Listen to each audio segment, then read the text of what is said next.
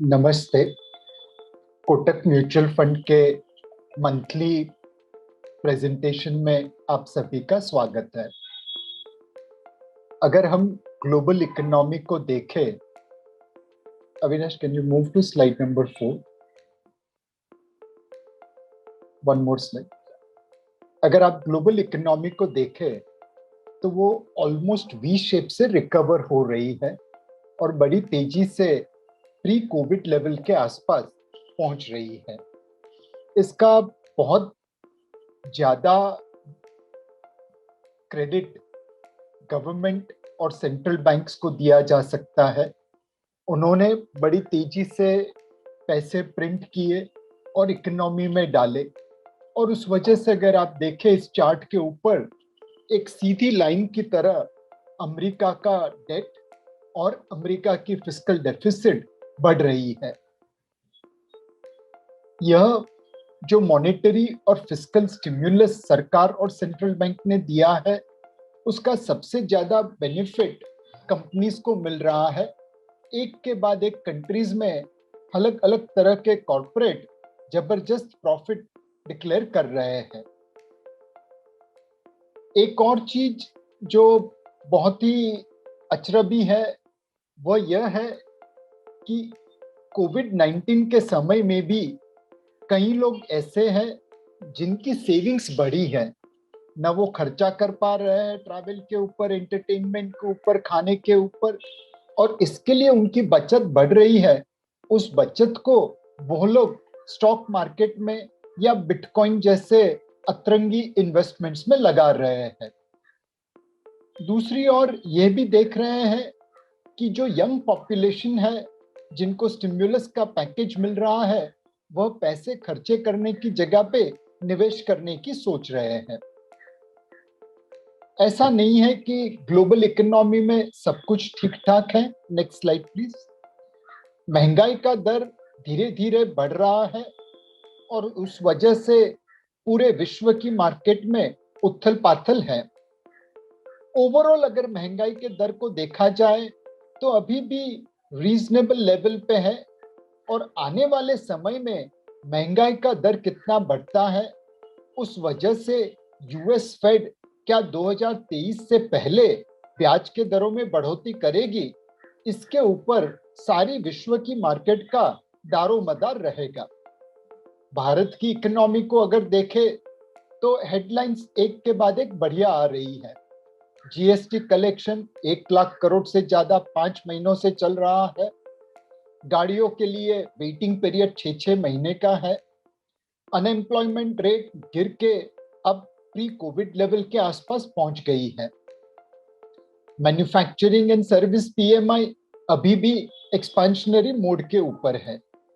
Companies की registration धड़ल्ले से बढ़ रही है, और यह सारी चीजों में भारत की जो मैक्रो इकोनॉमी है वो बाकी देशों की तुलना में बहुत ही सुदृढ़ है, बहुत ही अच्छी है। सरकार ने जो कदम उठाए हैं पिछले कई सालों से, जैसे जीएसटी लेके आए, डीमोनेटाइजेशन किया, प्राइवेटाइजेशन की बात की, यह सारी चीजें मिला के भारत की इकोनॉमी को और मजबूती देंगे, ऐसा लोगों का मानना है। कोविड के बड़े झटके के बावजूद अगर आप भारत की इकोनॉमी को देखें तो वो वी शेप रिकवरी जैसी लग रही है। बिजनेस एक्टिविटी लॉकडाउन में गिरी, कोविड के चलते चलते वापस ऊपर आ गई। ऑर्डर बुक देखो, आउटपुट प्राइसेस देखो, ये सारी चीजें आज प्री कोविड लेवल के आसपास है। यही चीज नोमुरा के बिजनेस रिजम्पशन इंडेक्स में पाई गई है। अब बिजनेस रिजम्पशन इंडेक्स तकरीबन 99 के आसपास पहुंचा है, जो प्री कोविड लेवल से थोड़ा ऊपर है।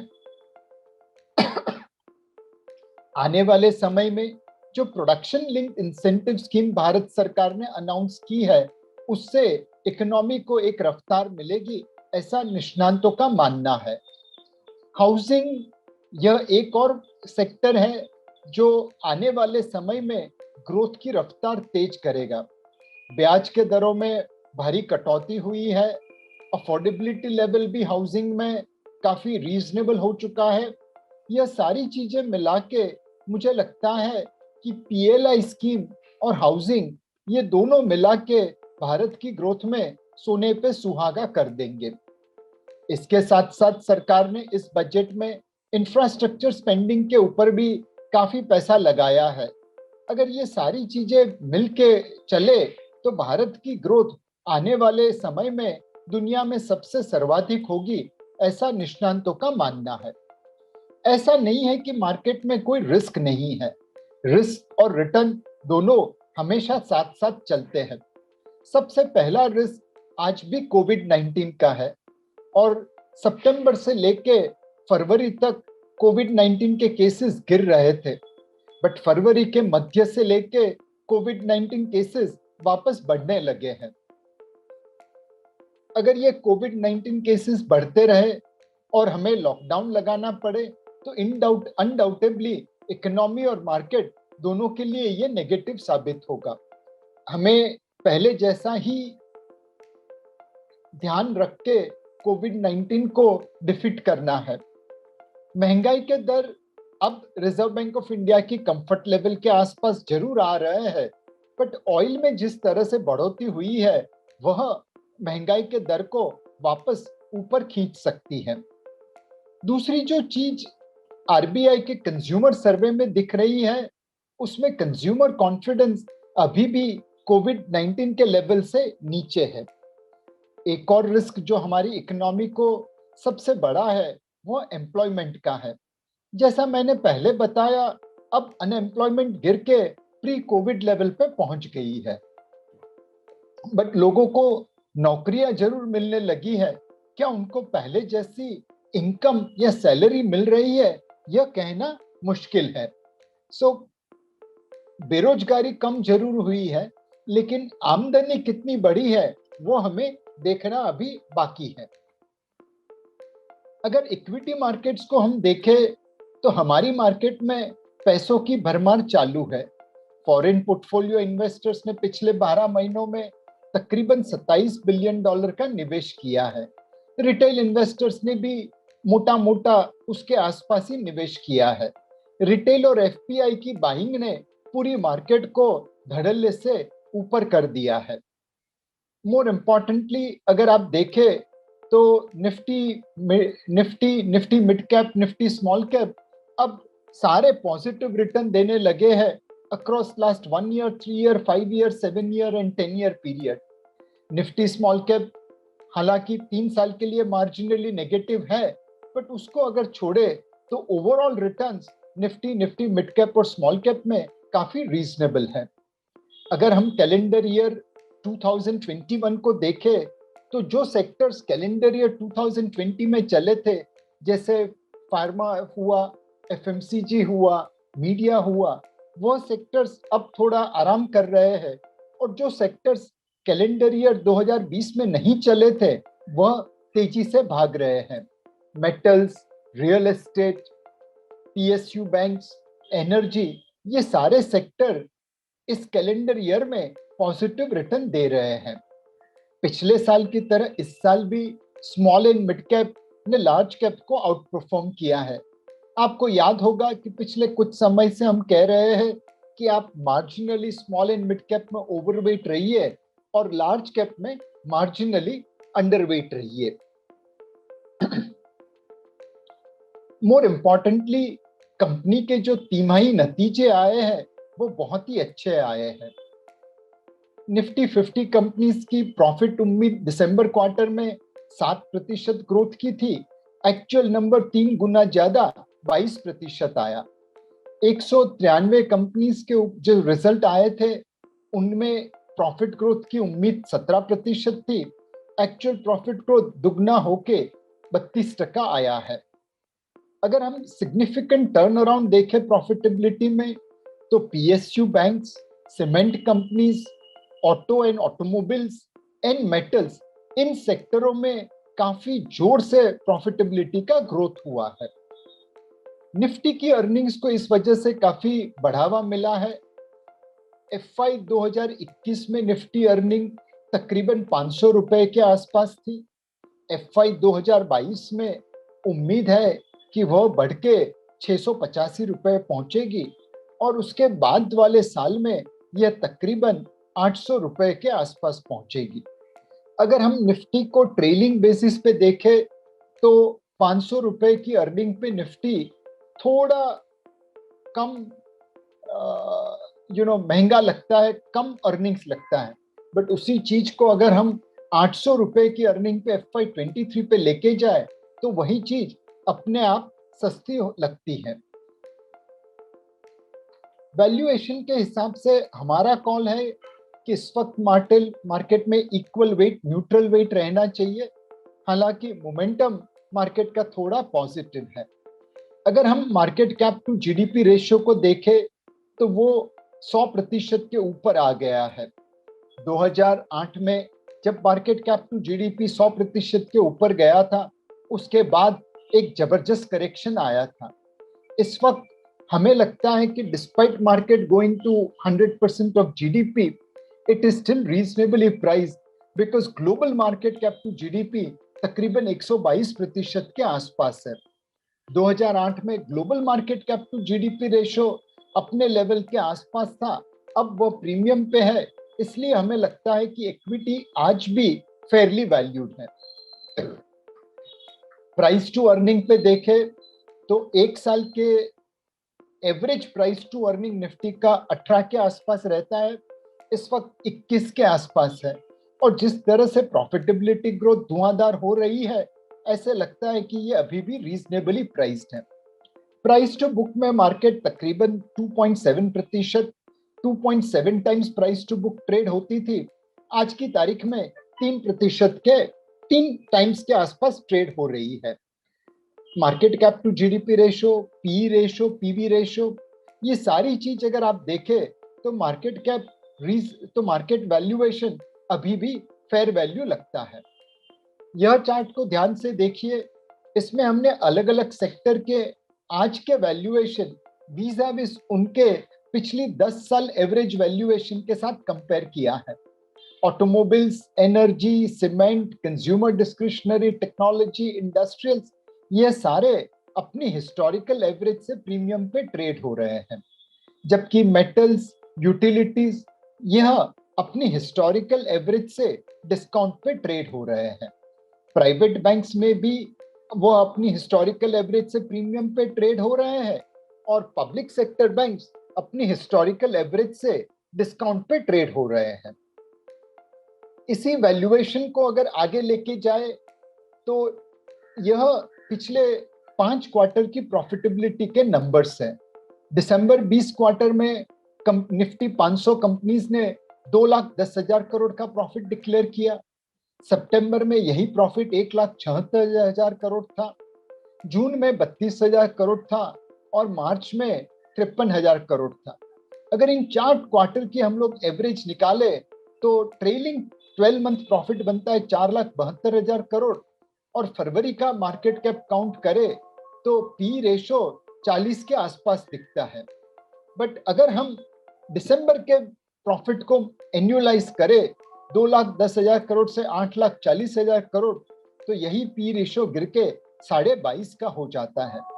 यह डाइवर्जेंस जो हमने ट्रेलिंग पी और फॉरवर्ड पी में देखी है, वो इतनी ज्यादा पहले कभी नहीं देखी थी। जैसे जैसे कंपनी के नतीजे अच्छे आ रहे हैं, वैसे वैसे वैल्यूएशन महंगे से सस्ता हो रहा है। अगली स्लाइड में आप देखेंगे कैसे जैसे जैसे कंपनी के प्रॉफिट आते गए, वैसे वैसे पी रेशो गिरता गया। श्री सीमेंट FY20 के पी पे 63 के आसपास ट्रेड होता दिखता था। वही चीज अगर मैं सिर्फ दिसंबर क्वार्टर को एन्युअलाइज कर दूं तो 38 की लगती है और थोड़ा ग्रोथ अज्यूम करो तो 36 की लगती है। एशियन पेंट्स जैसी खैरखा कंपनी 81 के पी पे FY20 में ट्रेड हो रही थी और FY20 दिसंबर क्वार्टर को एन्युअलाइज करे, दिसंबर 20 क्वार्टर को एन्युअलाइज करे तो वह 45 का पी रेशो लगता है। मेरे हिसाब से जिस तरह से कंपनीज के नतीजे आ रहे हैं, वैसे वैसे वैल्यूएशन महंगे से रीजनेबली प्राइस्ड बन रहे हैं। हमारा कॉल इस वक्त भी मार्केट के ऊपर यही है कि स्मॉल एंड मिड कैप में मार्जिनली ओवरवेट रहिए और लार्ज कैप में मार्जिनली अंडरवेट रहिए। ओवरऑल इक्विटी के प्रति आप आपका न्यूट्रल एलोकेशन चालू रखिए। मार्च अप्रैल मई के महीने में व्हाट्सएप में, सोशल मीडिया में लोगों ने धड़ल्ले से कहा था कि एसआईपी फिक्स डिपॉजिट से कम रिटर्न देता है, एसआईपी नेगेटिव रिटर्न देता है। तब हमने और आपने हाथ जोड़ के इन लोगों से प्रार्थना की थी कि आपकी एसआईपी चालू रखिए, एसआईपी बंद मत करिए। फरवरी 19 में एसआईपी रिटर्न्स जो थे उससे कई अच्छे रिटर्न अब फरवरी 21 में दिख रहे हैं। Across all our funds in equity, across most of the time periods, now our SIP returns are touching double-digit return. And मार्च के जो नंबर्स थे उसको तो काफी बखूबी अब आउट परफॉर्म किया जा रहा है। आप कोटक इमर्जिंग इक्विटी में देखिए, सब एसआईपी रिटर्न 1 साल, 3 साल, 5 साल, 7 साल, 10 साल डबल डिजिट में है।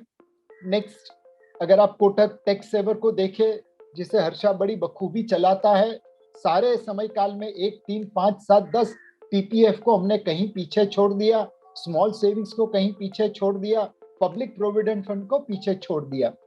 वही चीज कोटक इक्विटी अपॉर्चुनिटीज में देखिए, सारे समय काल में डबल डिजिट रिटर्न एसआईपी में दिख रहा है। कोटक ब्लू चिप जो मेरे कलीग हरीश कृष्णन चलाते हैं, लार्ज कैप फंड में उन्होंने सेफ्टी के साथ डबल डिजिट एसआईपी रिटर्न सारे समय काल के लिए दिया है। अब यहां से इक्विटी मार्केट में कौन से फंड पे ध्यान रखना चाहिए? पहला मेरे कलीग है हरीश कृष्णन, उनका एक फंड है कोटक पायोनियर फंड करके। इसका आईपीओ हमने तकरीबन अक्टूबर 2019 में लॉन्च किया था। जुम्मा 1.5 साल हुए इस फंड को, और इस फंड ने अपने मतलब इंसेप्शन से तकरीबन 50% से ज्यादा टोटल रिटर्न दिया है, और पर एनम कंपाउंडेड रिटर्न 37% के आसपास है। इस फंड में वह 15 से 25% निवेश बाहर की फंड में करते हैं, सीआई सिग्नेचर टेक्नोलॉजी फंड में, और बैलेंस पैसा भारत की गिनी चुनी कंपनी में लगाते हैं। इस फंड का अगर आप परफॉर्मेंस देखें तो बहुत ही बढ़िया रहा है इंसेप्शन से, और हमें उम्मीद है कि आने वाले समय में पायोनियर फंड अपने फोकस की वजह से, अपने टेक्नोलॉजी एंड इनोवेशन ओरिएंटेशन की वजह से अच्छा करता रहेगा। दूसरा हमारा फंड है जो मेरे कलीग पंकज टिब्रेवाल चलाते हैं, कोटक स्मॉल कैप फंड। इसकी आप परफॉर्मेंस देखें तो पिछले 10 साल में इसने 7% से ज्यादा अल्फा जनरेट किया है। मोर इम्पोर्टेंटली, इस पोर्टफोलियो में सारे के सारे जो स्टॉक्स है वो बड़े गिन चुन के उन्होंने लिए हैं, और उनका नतीजा मार्केट से बढ़िया आ रहा है। कोटक एसेट एलोकेटर फंड मेरे दूसरे कलीग देवेंद्र सिंघल चलाते हैं, बड़ी बाखूबी चलाते हैं। पिछले 1, 3, 5 और सिंस इंसेप्शन को देखे तो उन्होंने डबल डिजिट रिटर्न दिया है। जब ये फंड लेके मैं निवेशक के पास जाता हूं और कहता हूं कि अगर आपने डबल डिजिट रिटर्न अपने पोर्टफोलियो पे जनरेट नहीं किया तो आप इस फंड में पैसे लगा दीजिए, fill it, shut it and forget it. And fund manager अपनी कला से, अपनी हुनर से इस फंड में रिटर्न लेते आएगा। आज इस फंड में इक्विटी एलोकेशन 37% के आसपास है, एंड उसके बावजूद उसने ऑलमोस्ट डबल डिजिट रिटर्न सारे समय काल के लिए दिए हैं। कोटक डेट हाइब्रिड पुराने जमाने में मंथली इनकम नाम से जाना जाता था। इस फंड में भी अगर आप देखें तो पूरी इंडस्ट्री में आउटफ्लो है, बट कोटक म्यूचुअल फंड में इनफ्लो है। जैसे बैलेंस एडवांटेज फंड में पूरी इंडस्ट्री आउटफ्लो देख रही है, लेकिन कोटक बैलेंस एडवांटेज फंड में फ्लोज आ रहे हैं। बिल्कुल उसी तरह कोटक डेट हाइब्रिड स्कीम में भी दुनिया में पैसे जा रहे हैं, हमारे फंड में आ रहे हैं, और उसका कारण बिल्कुल स्वाभाविक है। पिछले 1, 2, 3, 5 साल से इस फंड ने डबल डिजिट रिटर्न या हाई सिंगल डिजिट रिटर्न देके निवेशकों की अच्छी सेवा की है। यह फंड उन सारे इन्वेस्टर्स के लिए है जिन्हें बैंक डिपॉजिट्स के लो रिटर्न से खलबली हो रही है। यह समय लोअर रिटर्न का है, लो इंटरेस्ट रेट्स का है, और इसीलिए Kotak debt hybrid scheme stroke monthly income plan में निवेश करने से लोगों को फायदा रहेगा। इस फंड में 15 से 25% इक्विटी एलोकेशन है, बैलेंस पैसा हम डेट मार्केट्स में लगाते हैं। कोटक ब्लू चिप फंड जो मेरे कलीग हरीश कृष्णन चलाते हैं, उन्होंने बहुत सारे लिमिटेशन के बावजूद ब्लू चिप फंड में निफ्टी को आउट परफॉर्म किया है। बहुत कम फंड है इंडियन म्यूचुअल फंड इंडस्ट्री में जो ब्लू चिप जैसा परफॉर्मेंस दिखा सकते हैं और निफ्टी इंडेक्स को आउट परफॉर्म करते हैं।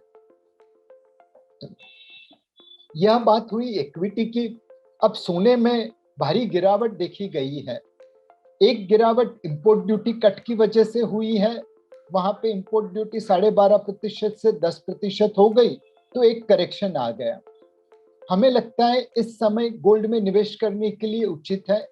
एक जो करेक्शन आना था गोल्ड में वो तकरीबन खत्म होने को आया है, और यहाँ से अगर आप 3 से 5 साल का व्यू लेकर निवेश करें तो गोल्ड में अभी भी फिक्स्ड इनकम से अच्छा बेहतर रिटर्न आने की उम्मीद है।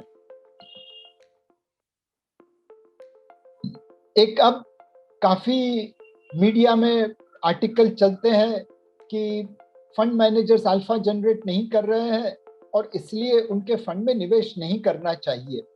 कोटक म्यूचुअल फंड में अगर आप देखें तो हम दो चीज आपके समक्ष रखना चाहते हैं। एक, इंडेक्स फंड खुद इंडेक्स को अंडर परफॉर्म करते हैं, बिकॉज दुनिया में इंडेक्स फंड की कंपैरिजन प्रिंसिपल रिटर्न इंडेक्स से होती है, भारत में उसकी कंपैरिजन टोटल रिटर्न इंडेक्स से होती है। सो जो डिविडेंड इनकम आती है वह करने के लिए इंडेक्स के परफॉर्मेंस में ऐड की जाती है। माइंड यू कि इंडेक्स फंड इटसेल्फ इंडेक्स को 1% से अंडर परफॉर्म करते हैं, और ऐसे कठिन परिस्थिति में अगर आप कोटक म्यूचुअल फंड के इक्विटी फंड्स का परफॉर्मेंस देखें तो बहुत एक समय काल में सारे फंड ने अल्फा जनरेट किया है।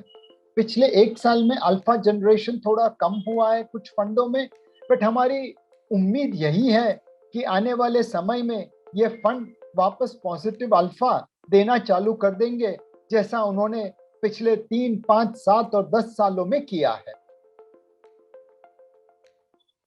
पूरे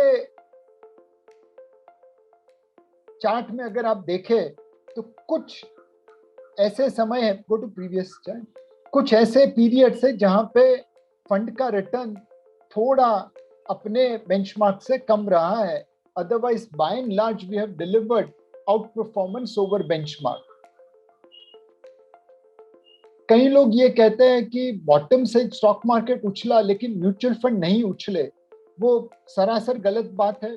अगर आप 23 मार्च की बॉटम से हमारे फंड का परफॉर्मेंस देखें तो तकरीबन 3 फंड में हमने सेंचुरी मारी है और 100% से ज्यादा रिटर्न दिया है। 2 फंड है जिसमें रिटर्न 90 से 100% के आसपास है, और बाकी फंड है जिनमें रिटर्न 80% से ज्यादा है। सो ओवरऑल अगर आप देखें तो जैसे जैसे मार्केट ने जंप मारी है वैसे वैसे फंड ने भी जंप मारी है। अब डेट मार्केट पे अगर आ जाए तो जैसा मैंने पहले बताया, डेट मार्केट में आरबीआई की तरफ से लिक्विडिटी निकालने की कोशिश जरूर हो रही है, बट ओवरऑल लिक्विडिटी आज भी सिस्टम में काफी सरप्लस है। उस लिक्विडिटी निकालने के डर के मारे ब्याज के दरों में थोड़ी बढ़ोतरी जरूर हुई है, बट दुनिया के दूसरे देशों के सामने अपनी बढ़ोतरी उतनी ज्यादा नहीं है। एफपीआई डेट मार्केट में थोड़ा सेलिंग स्प्री के ऊपर है पिछले 2 महीनों से, क्योंकि हम बेंचमार्क इंडेक्स में नहीं है। हमें लगता है कि एफपीआई का आना जाना डेट मार्केट में चला रहेगा। अगर महंगाई के दर को देखें तो अब धीरे धीरे वो आरबीआई के कंफर्ट लेवल पे आ गया है।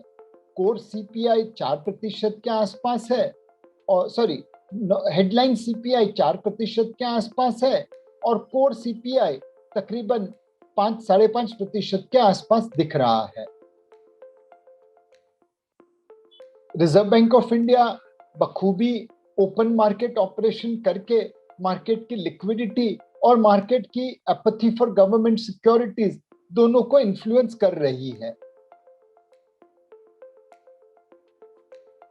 अगर हम स्टेट गवर्नमेंट बॉन्ड्स को देखें तो आज वो तकरीबन 70 से 80 बेसिस पॉइंट प्रीमियम पे ट्रेड हो रहे हैं।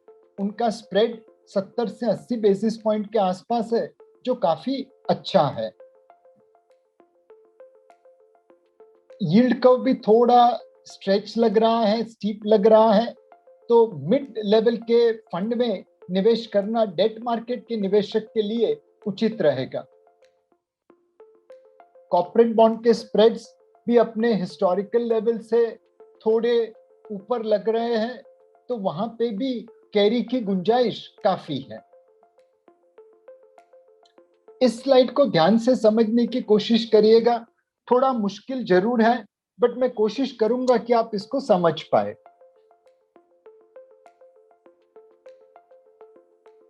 अगर आप देखें तो 1 साल का नाबार्ड का पेपर 4.25 के आसपास है।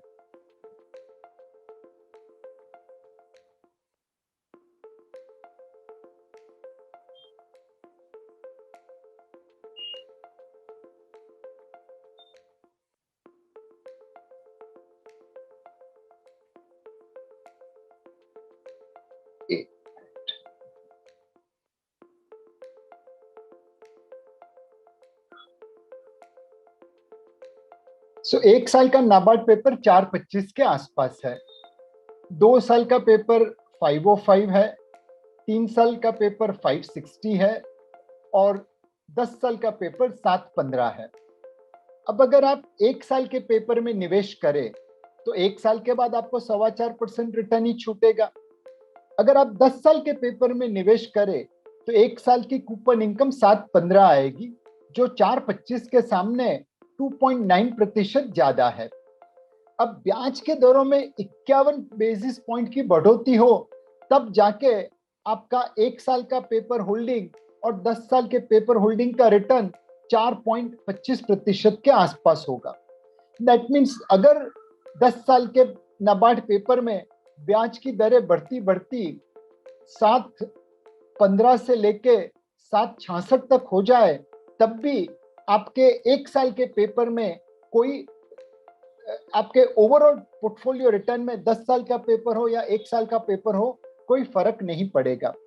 यही चीज अगर हम 2 साल की अवधि के लिए कर दें तो 7.15 की यील्ड 8% हो जाए, तब तक आपका चाहे 2 साल का पेपर नाबार्ड का हो चाहे 10 साल का पेपर नाबार्ड का हो, फर्क नहीं पड़ेगा।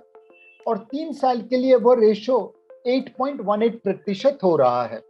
हमें लगता है कि ब्याज की दरें बढ़ेगी जरूर, बट उसमें से बहुत सारी चीजें आज मार्केट ने क्लियर करके रख दी है और उस वजह से मार्केट ने राइजिंग इंटरेस्ट रेट को टारगेट कर लिया है। तो मुझे नहीं लगता कि अब इसमें बहुत ज्यादा नेगेटिव रिटर्न आने की गुंजाइश है। डेट फंड में इस वक्त कहां पे निवेश करें? हमें लगता है कि सबसे बेस्ट तो लोगों को कन्विंस करना है कि 3 साल का व्यू लीजिए भैया। अगर आप 3 साल का रिटर्न देखें तो तकरीबन double higher single digit return हमने अक्रॉस द फंड दिए हैं। अब की बार अगर देखें डेट मार्केट में तो डायनामिक बॉन्ड फंड काफी अच्छा लगता है।